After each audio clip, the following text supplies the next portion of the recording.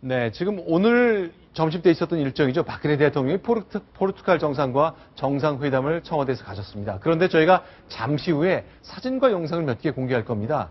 박근혜 대통령이 무지개 패션을 선보이는데요. 저희가 지난 1년여 기간 동안에 대통령이 어떤 특정 장면의 모습을 모아봤습니다. 바로 방명록 패션이 될 것 같은데 오늘 정상회담 얘기부터 시작해 보겠습니다. 포르투갈 정상이 한국에 왔네요. 잘 몰랐는데 저도 영상 보고 처음 알았습니다. 네. 바로 오늘 아니발 카바코 실바 포르투갈 대통령이 국빈 방문을 해서 오늘 낮에 박근혜 대통령과 청와대에서 정상회담을 했습니다. 포르투갈 대통령이 공식 방한한 거는 이번이 처음입니다. 그런데요, 오늘 아주 화기애애한 얘기들이 많이 나왔습니다. 박근혜 대통령이 3년 전 리스본에 갔을 때 따뜻하게 맞아줬는데 서울에서 다시 만나 반갑다. 당시에 포르투갈의 아름다운 풍광이 지금도 눈에 선하다. 이렇게 얘기를 했습니다. 바로 2011년 4월입니다. 이명박 대통령의 특사 자격으로 포르투갈을 방문해서 이 실바 대통령과 만난 일을 회상을 한 겁니다. 아하, 저 장면 3년 전에 특사 자격으로 방문했을 때 만났던 두 정상 함께 만났는데 오늘 어떤 대화를 나눴는지 한번 직접 확인하겠습니다. 우리 양국은 다 경제 위기를 겪었지만 경제 개혁과 또 국민들의 강한 의지로 이것을 슬기롭게 극복한 공통점이 있다고 생각합니다. 네, 옛날 일을 이제 상기하는 말씀을 했고 두 나라 모두 경제 위기를 극복하지 않았느냐? 우리에게 그런 저력이 있으니 같이 손을 잡고 미래를 열자 이런 얘기를 했습니다. 공통점이 하나 더 있는 것 같은데요. 월드컵 16강 탈락. 아, 맞습니다. 공통점을 두 나라도 갖고 있는. 네, 두 나라 국민들이 지난 6월 내내 밤을 새면서 가슴을 쳤을 두 국민들을 대표한 정상들이 만났네요. 알겠습니다. 자, 저희가 예고한 대로 사진 몇 장 공개하겠습니다. 방명록 패션이 될 수도 있고요. 무지개 패션이 될 수도 있겠습니다. 오늘 청와대에 방문하는 포르투갈 대통령을 맞이한 모습입니다. 네. 이거는 2014년 5월, 4월, 7월 중국 시진핑 주석, 그리고 2월이네요. 아랍에미리트, 3월에는 캐나다.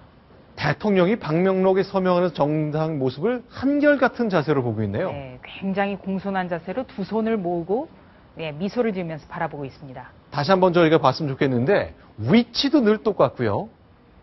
복장도 색깔만 다르지 그 패션이 위아래 비슷한 것 같고. 자켓의 재킷의 스타일이 굉장히 비슷하죠. 그렇죠. 손가짐의 그 모습도 똑같습니다. 어쩜 저럴 수가 있죠? 일부러 저런 규칙이 있거나 그런 거 아닐 것 같은데요. 다만 이 옷에 나타나는 특징은요.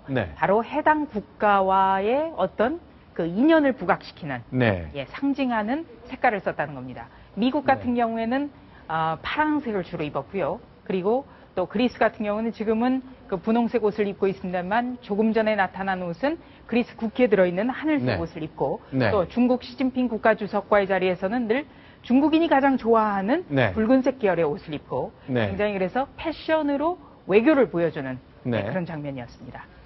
자, 그런데 오늘 대통령이 이제 비교적 표정이 좀 밝아 보였습니다. 사실은 지난주까지만 해도 인사청문회다 총리 후보자 둘 낙마했죠. 장관 후보자 둘 낙마했죠.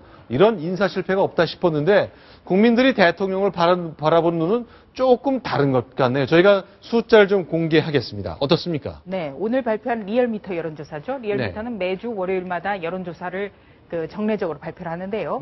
바로 오늘 국정수행 지지율이 48.2%로 6주 만에 다시 반등을 했습니다. 파란색 그래프가 빨간색보다 위로 올라온 게 이게 얼마 만인가요? 6월 둘째 주 이후에 5주 만입니다. 5주 만에 처음이네요. 네.